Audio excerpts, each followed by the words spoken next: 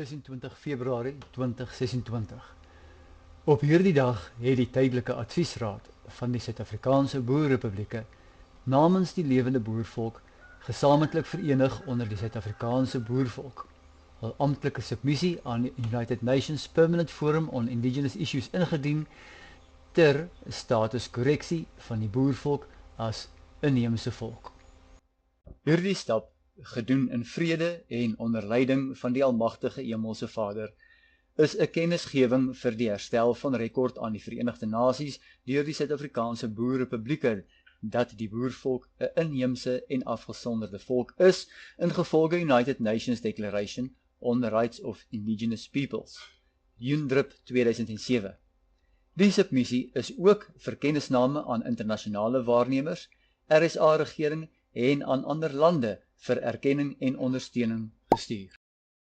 Hierdie submissie is bloot 'n kennisgewing van herstel van rekord, waardeur historiese verkeerde klassifikasie, koloniale onderwerping en gedwonge integrasie en assimilasie reggestel word. Die geskiedenis en feite spreek vir hulself, iets hy no case to answer.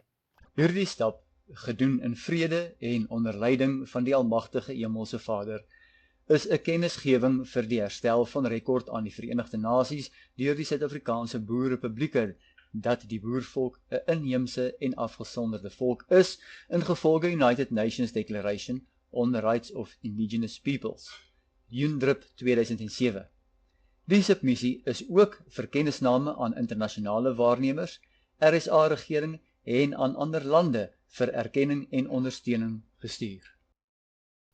Die Suid-Afrikaanse boervolk pleit slegs by haar Almagtige Hemelse Vader vir haar vryheid, soewereiniteit, selfbeskikking en by volksgenote om in eenheid vir hom 'n volk te wees.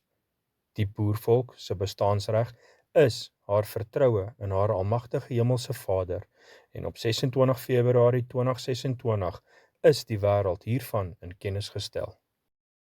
Die Suid-Afrikaanse boervolk nooi volksgenote wat hulle by die boerverklaring van die Suid-Afrikaanse boervolk kan voeg uit om die volledige kennisgewing te lees en hul in eenheid by die Suid-Afrikaanse boervolk se beginsels te voeg.